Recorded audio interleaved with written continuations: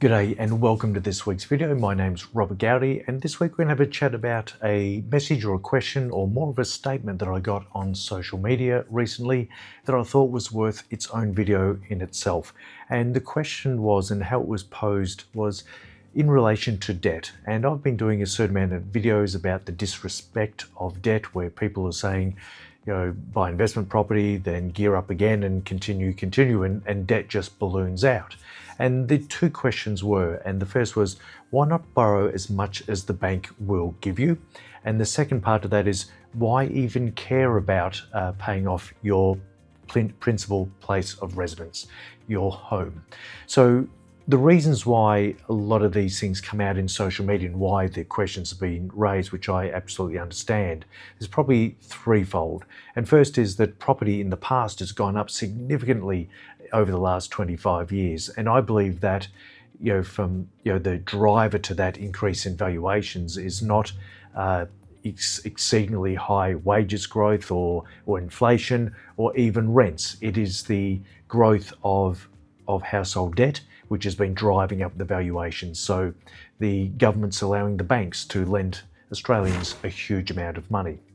And so that's where I believe it's come from. And what we see on social media is, quite often conflicted people that are selling property. So where they're saying, look, don't pay any extra off your home loan, don't even worry about paying it off, or go interest only on your investment properties. Well, that's all about saving cash flow for them to sell you another property. So I understand where that comes from.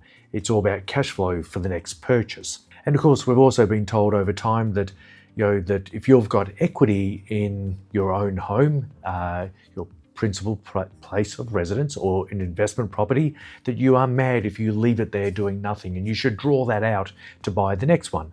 Again, all these things around cash flow and equity all leans into the conflict of interest, where they would want to sell you a property, and that's how they make their money. They are in the business of selling. So let me cover off on the first question, which was, why wouldn't you borrow as much as the bank will give you? Now, the reason why you do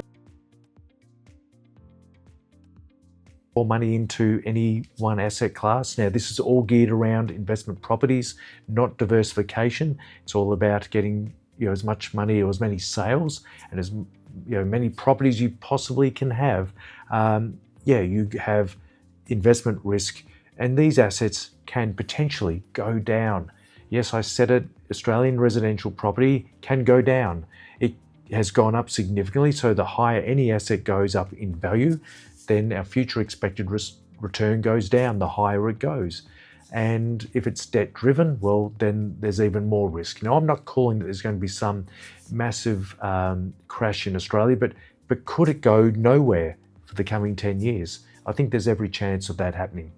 So there is investment risk, and when debt is backing that investment, the risk is higher. Then there's obviously massive lack of diversification. Whether it's a investment property in Brisbane, Melbourne or Sydney, or all three, it's all at the whims of debt, then I believe there's little to no diversification there. I think it's going to definitely, this is a negative, it's going to affect your cash flow. And I was only chatting to a client this morning, bought one investment property in addition to the nearly $500,000 worth of debt, another $600,000 on top of that. And despite a $200,000 household income, cash flow's tight. And they want to spend time with their family, making memories, having fun. So it's always got to be a balance. But debt levels do not help with cash flow. And that obviously affects negatively your lifestyle. Now, why would we care about paying off our home loan? This was our home debt. This was the second question. Well, my answer to that is reducing debt and nil debt will always be a good thing. If you own your own home, that frees up cash flow to save for the future whilst having some fun today. So it is not all about retirement. We've also got to have fun now while we are young and fit enough to do so. So I think it's worth understanding that when businesses, households, individuals go bankrupt, debt is generally always sitting there behind the scenes causing the problems. Now, I hear people saying, yes, but Rob, we live in Australia and we're taxed too much, we need to save tax. There are other ways to tax. Now, when we are obviously saving tax by buying loss-making, negatively geared investment properties, that means that we are losing money or spending money to save tax. If you put some money into superannuation as a concessional contribution, that is you investing money to save tax. And for me, losing money deliberately on investment to save tax or investing money to save tax, there is no comparison. And now I hear everyone saying, yes, Rob, but I cannot touch my super until I'm 60 or 65. Yeah, this is true. And this is where it can be part of the strategy, not the whole strategy. So debt reduction of your home, investing outside of super while putting some money away for your retirement, and saving tax as you go into superannuation. It's got to be a balance, in addition to having fun today. Thank you very much for the question and for listening in. If you do have a question or topic you'd like us to cover or me to cover, please let me know and I'll do my best.